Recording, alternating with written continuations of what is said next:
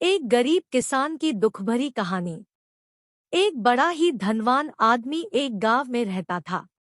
जैसे कि ज्यादातर पैसे वालों को होता है, इस धनवान सेठ को भी अपने पैसों का घमंड था।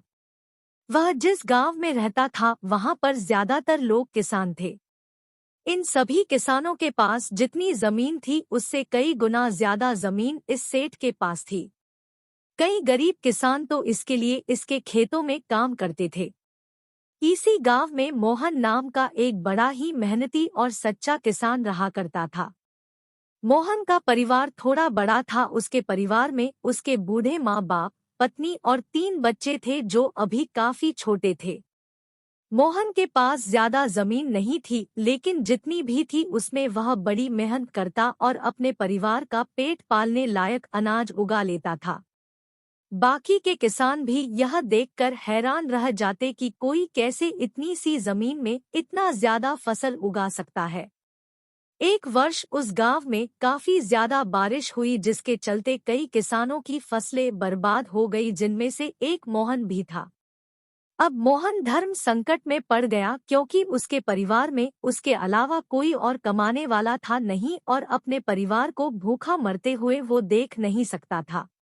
वह जानता था कि इस गांव में अगर कोई उसकी मदद कर सकता है तो वह वही घमंडी सेठ है, जिसने गांव के कई अन्य गरीब किसानों को या तो कर्जा दिया है या तो अपने यहाँ काम पर रखा हुआ है। हाथ पर हाथ धरे बैठे रहने के बजाय उसने इस सेठ के पास जाने का फैसला किया और एक दिन उनके पास पहुंच गया। सेठ के पास पहुंचकर मोहन बोला, सेठ जी, आपकी बहुत मेहरबानी होगी अगर आप मुझे थोड़ा सा कर्जा दे दे, जिससे मैं अपने खेतों में फिर से कोई फसल उगा सकूं, या फिर आप मुझे अपने यहाँ नौकरी दे दे ताकि मेरे परिवार को 2 वक्त का खाना मिल सके। घमंडी सेठ को उसकी इन बातों से कोई मतलब था नहीं, लेकिन गांव के सारे लोगों की तरह वह भी यह जानता था कि मोहन कितना मेहनती है और वह जिस भी खेत में काम करेगा वहां वह दोगुनी फसल उगा सकता है। सेठ ने सोचा, अगर मैं इसे पैसे उधार देता हूँ तो शायद यह इस स्थिति में नहीं है कि मुझे वापस लौटा सके, लेकिन अगर मैं इसे अपने खेतों में काम करवाता हूँ तो मुझे जरूर दुगना फायदा होगा। सेठ मोहन से बोला, देख भाई, पैसा तो मैं तुझे दूंगा नहीं और मेरे पास अभी खेतों में काम करने के लिए कई किसान पहले से मौजूद है, लेकिन तुझ पर तरस खाकर मैं तुझे अपने खेतों में नौकरी देता हूँ, पर मैं तुझे इसके लिए ज्यादा पैसे नहीं दूंगा। बाकी किसानों को मैं 300 देता हूँ, मैं तुझे 200 ही दे पाऊंगा। मरता क्या न करता। मोहन ने सेठ की शर्त मान ली और उसी दिन से सेठ के खेतों में काम करना शुरू कर दिया। 2 महीनों तक नियमित वो सेठ के खेतों में जाकर कड़ी मेहनत करता और देखते ही देखते 4 महीने का काम उसने अपनी मेहनत से 2 महीनों में ही खत्म कर दिया। सेठ उसके काम से काफी खुश था, लेकिन वह कभी उसको यह जताता नहीं था। जब सेठ ने देखा कि उसका खेतों का काम अब खत्म हो चुका है, अगर वह मोहन को काम से निकाल देता है तो उसके 2 महीनों के पैसे बच जाएंगे, तब सेठ ने मोहन को काम से निकालने का फैसला किया। एक बार सेठ को ये विचार भी आया कि इतना मेहनती आदमी शायद उसे दोबारा ना मिले, लेकिन फिर उसने सोचा कि जब अगले साल काम आएगा तब उसे फिर से नौकरी पर रख लेगा। आखिर इस गांव में उसके अलावा है ही कौन जिसके आगे ये लोग अपने हाथ फैलाएंगे।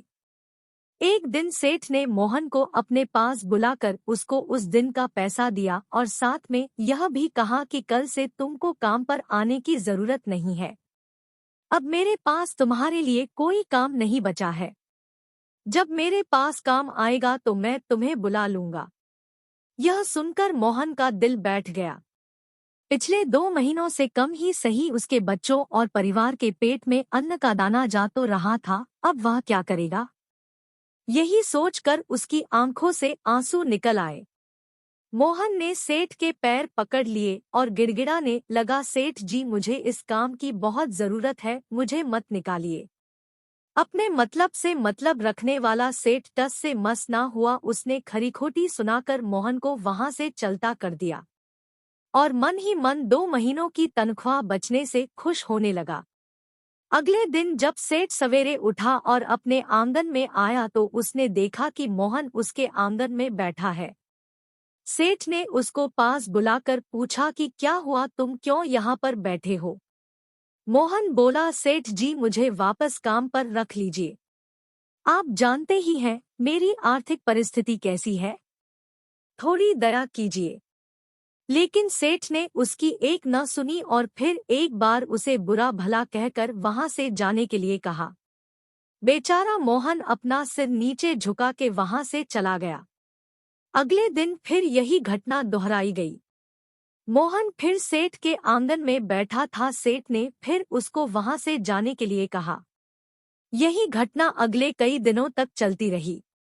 अब तो मोहन सेठ के हकालने पर भी वहां से नहीं जाता था और वहीं पर बैठा रहता था। एक बार सेठ ने उससे पूछ लिया, तुम कैसे आदमी हो? मैं तुम्हारा इतना अपमान करता हूँ लेकिन तुम्हें कोई फर्क ही नहीं पड़ता। तब मोहन ने सेठ से कहा, बुरा तो बहुत लगता है सेठ जी, लेकिन जब घर जाता हूँ और भूख से बिलखते अपने माँ बाप और बच्चों को देखता हूँ तब यह अपमान मुझे कुछ भी नहीं लगता। इतना सब कुछ होने के बाद भी सेठ का दिल जैसे पत्थर का बना हुआ था। उसने मोहन को अभी तक काम पर नहीं रखा और न ही उसका ऐसा करने का कोई इरादा था। एक दिन सेठ ने सोचा कि कुछ दिनों के लिए किसी और गांव चला जाता हूं ताकि मोहन से पीछा छुड़ा सकूं। अगले दिन मोहन के आने से पहले ही सेठ अपने परिवार को लेकर अपने किसी संबंधी के यहाँ चला गया और वहां पर 10 दिनों तक रहने के बाद फिर अपने गांव अपने घर वापस लौटा।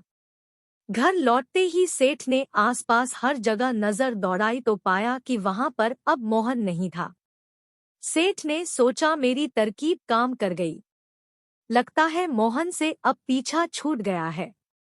हालांकि अब सेठ के द्वार पर मोहन नहीं बैठा था लेकिन मोहन का विचार अभी भी सेठ के मन में घर कर बैठा था। सेठ सोच रहा था, मोहन इतनी जल्दी हार मानने वाला आदमी तो नहीं दिखता है। उसके साथ क्या हुआ होगा? क्या उसे कहीं कोई और काम मिल गया होगा या फिर और कुछ? इन विचारों ने सेठ को बेचैन कर दिया और आखिरकार सेठ को मोहन की खबर लेने के लिए गांव में जाना पड़ा। सेठ को मोहन का पता नहीं मालूम था, इसलिए अड़ोस पड़ोस के अन्य किसानों से पूछने पर पता चला कि मोहन घायल हो चुका है और अपने घर पर आराम कर रहा है। सेठ ने जब उसके घायल होने का कारण लोगों से पूछा तो सेठ को पता चला कि जब सेठ अपना घर छोड़कर किसी और गांव में गया था तब बंद घर देखकर कुछ चोर उसके यहाँ चोरी करने आए थे, जिनको रोकने की कोशिश करते हुए हाथापाई में मोहन चोटिल हो गया था। यह सब जानने के बाद सेठ का पत्थर का दिल भी अब मोम की तरह पिघल गया। सेठ को अपने किए पर पछतावा होने लगा। सेठ ने अपने आप को याद दिलाया कि कैसे उसने एक शरीफ और सच्चे आदमी को ज्यादा काम करवा कर भी उसको पूरा पैसा नहीं दिया और जिसको गले से लगाना चाहिए था उसे ठोकर मार कर भगाता रहा।